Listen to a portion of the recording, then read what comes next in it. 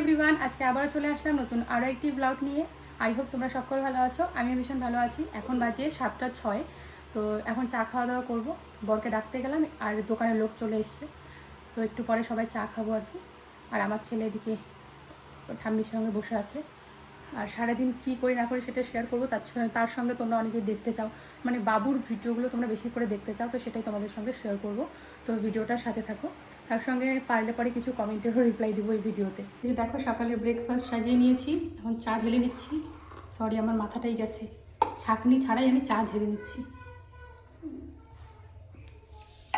এই গ্লাসটা হচ্ছে আমার, আর কাপটা হচ্ছে বরমশাইয়ের। কারণ আমার অল্প চাই হয় না, আর বর বেশি চা খায় না। আছে, সবার ফার্স্ট বরকে দিয়ে আসি।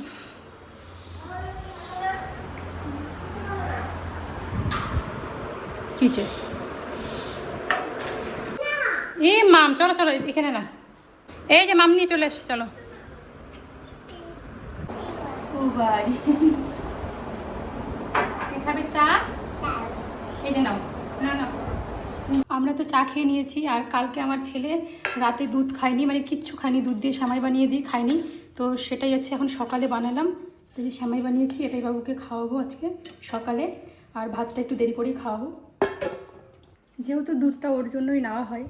আর ওকে রোজ কিন্তু আমি দুধটা খাওয়াই, ছানা বানিয়ে খাওয়াই, নয়তো আমি সেমুই বানিয়ে দিই, কারণ খালি দুধও খেতে যায় না, মানে সমানে উটকি পারতে থাকে। তো বাচ্চাদেরকে কিছু খাওয়াও বা না খাওয়া, দুধটা খাওয়ানো ভালো, তাই জন্য আমি ওকে দুধটা রোজ দিই। কালকেও খেতে চাইনি, অল্প একটু মুড়ির গুঁড়ো দিয়ে শুধু খাইয়ে দিয়েছিলাম। তো আজকে তাই জন্য সেমুই বানিয়ে দিলাম। আর এখন হচ্ছে আমি যাবো জামা কাপড় কাচতে, এদিকে সেমুইটা ঠান্ডা হোক, ততক্ষণ জামা কাপড়গুলো আমার কাচা হয়ে যাবে।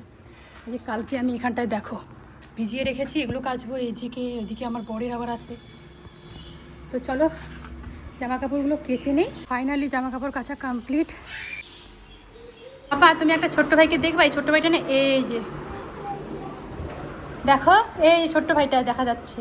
ছোট্ট ভাইটা না হাম করে খায়, অল্প খায় তো হয় বাবা, শোনা করে। হ্যাঁ হ্যাঁ, ভাই কি করে মাম খায়, হাম। স্নান করে ঘরে আসলাম, এখন করছি স্কিন কেয়ার। স্কিন কেয়ার বলতে খুব একটা আমি স্কিন কেয়ার করি না, কোনোদিন করি কোনোদিন ভুলে যাই, বা গরমের কারণে ইচ্ছে করে না। এই যে মিনিমালিস্টের এই সিরামটা আমি লাগিয়ে নিলাম। এই সিরামটা এটা প্রমোশনেই পেয়েছি, এই সিরামটা ইউজ করলাম, জানি না কীরকম। যাদের অয়েলি স্কিন তাদের জন্য নাকি বেস্ট। তো আমার স্কিনটা মানে কি ভীষণ সেন্সিটিভ হয়ে গেছে, আগে ড্রাই ছিল, বাট এখন অয়েলিও না, কিন্তু ইউজ করছি, দেখি কীরকম। আর এখন ইউজ করবো সানস্ক্রিন, যেহেতু গরমকাল। তো ডোরিস অ্যান্ড কোর, এটা হচ্ছে সানস্ক্রিন। এটা দাম প্রচুর, 1000 টাকা দাম এই সানস্ক্রিনটার। এটা আমি প্রমোশনে পেয়েছি জন্য ইউজ করছি। সত্যি বলতে গেলে আমি কিনে এত টাকা দিয়ে ক্রিম ইউজ করবো না। আমি মেয়েবেলায় কখনো কোনো ক্রিম ইউজই করতাম না, কারণ ভালো লাগতো না, আমার স্কিন এমনিই ভালো। কিন্তু এখন আমি প্রমোশনের জন্য এই প্রোডাক্ট সেই প্রোডাক্ট পাই, তো ঘরের মধ্যে ফেলে ফেলে নষ্ট করতে সত্যি আমার মায়া লাগে, কারণ এত দামি দামি ক্রিম। তো তাই জন্য এখন ইউজ করি। কিন্তু কী বলো তো, ইউজ না করাতেই আমি বেশ ভালো ছিলাম, ইউজ করাতে এখন পিম্পলের আমার সমস্যা হচ্ছে। মানে যে যখনই মুখ ধুয়ে আসি বা অনেকক্ষণ হয়ে যায়, মুখটা অয়েলি হয়ে যায়, পিম্পল উঠে যায়। খুব একটা পিম্পল হয় না, কিন্তু কপাল দিয়ে একটা দুটো করে হয়ে যায়। তো এই সমস্যাটা হচ্ছে, কিন্তু তবুও আমি ইউজ করছি, কারণ এত দামি দামি ক্রিম সত্যি আমার না ঘরে ফেলে দিতে বা এভাবে রাখতে ইচ্ছা করে না। আর আমার মাকে দিয়ে দেই, বা কোনো ফেস ওয়াশ ক্রিম আসলে আমার শাশুড়ি মাকেও দিয়ে দেই, বা ওনারাই বা কত ইউজ করবে, এত এত প্রোডাক্ট আসে। তো হচ্ছে ব্যাপার। আর সানস্ক্রিনে যতই তোমার পিম্পল উঠুক আর যাই উঠুক, আমার মনে হয় সানস্ক্রিন ইউজ করা ভালো, কারণ সূর্যের যে তাপ, এটা যখন আমাদের 40 বছর বয়স হবে তখন গিয়ে ডার্ক সার্কেল হয়ে যাবে। আর প্রচুর এদিকে কালো কালো কী বলে না ওগুলোকে, মাস্তার দাগ বা কালো সিঙ্গেলি এরকম অনেকেই বলো। তো সানস্ক্রিন ইউজ না করলে কী হবে, বয়সকালে যখন 35 থেকে 40 বছর বয়স হবে, তখন ওই যে এই দিকে দাগ হয়ে যাবে কালো, কি বাজে লাগবে দেখতে। তো তাই জন্য কিছু ইউজ করো আর না করো, সিরাম এবং সানস্ক্রিনটা ইউজ করা দরকার। তো অনেক বকবক করে ফেললাম। তো এখন আমি রান্না বসাবো, আর আমি কিছু ইউজ করবো না, শুধু সিরাম ইউজ করবো আর সানস্ক্রিন লাগিয়ে নিলাম বাস।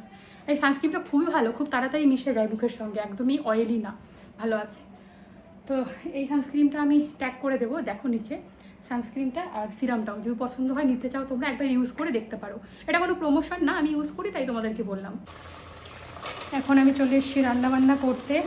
আজকে তো মনসা পুজো, তাই বাড়িতে নিরামিষ রান্নাবান্না হচ্ছে। আমাদের বাড়িতেও পুজো আছে আজকে। তো এখানে সয়াবিন আলু সবজি করছি, কারণ কালকে সোমবার ছিল, কালকে তো নিরামিষ খেয়েছিলাম পনির, আজকে সয়াবিন করছি। এখানটায় করেছি হচ্ছে চাল কুমড়ো সর্ষে দিয়ে। আজকে যেহেতু নিরামিষ, তো আমাদের সবজি বাবুকে খাওয়াবো না, তো বাবুর জন্য আজকে খিচুড়ি বানাচ্ছি অনেক দিন পর। ওকে তো আমরা যে সবজিটা খাই ওটাই লঙ্কা ছাড়া বানিয়ে দিই, বা আমাদের সবজিটাই আগে তুলে রাখি, বেশিরভাগই বানিয়ে দিই। তো আজকে তো নিরামিষ, কী খাবে ইচ্ছে করছিল না এগুলো খাওয়াতে, তাই জন্য ভাবলাম একটু খিচুড়ি বানিয়ে দিই। তো মিষ্টি কুমড়ো, আলু, ডাল সব দিয়ে একটা সবজি খিচুড়ি বসিয়েছি, হয়ে গেছে খিচুড়িটাও।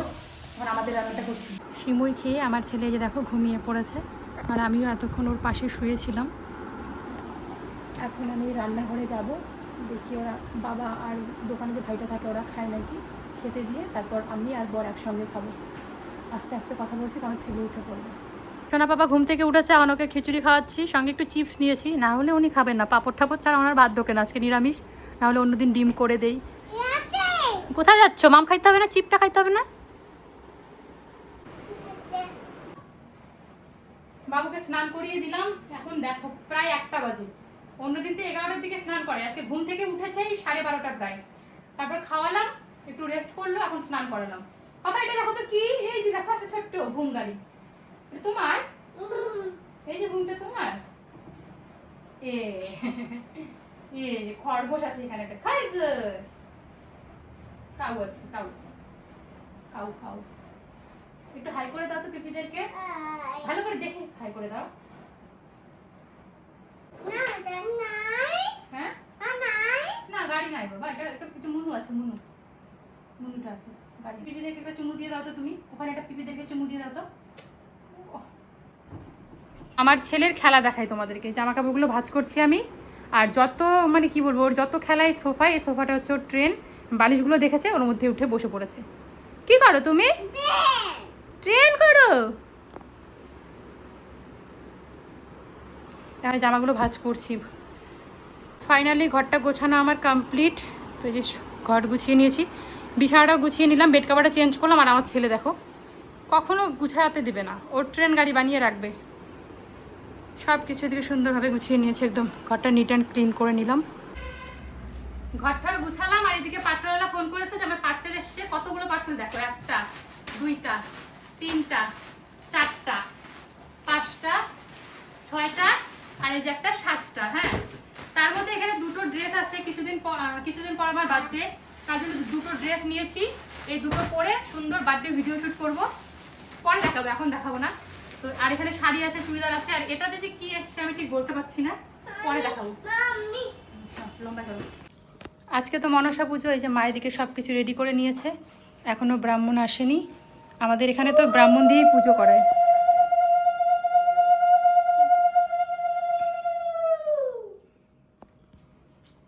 কই দুট্টু? সাপ না, সাপ কোথায়? সাপ তাই বাবা, তোমার ভয় করে না? অল্প লাগছে দেন পাতাটা, ওর জন্যই।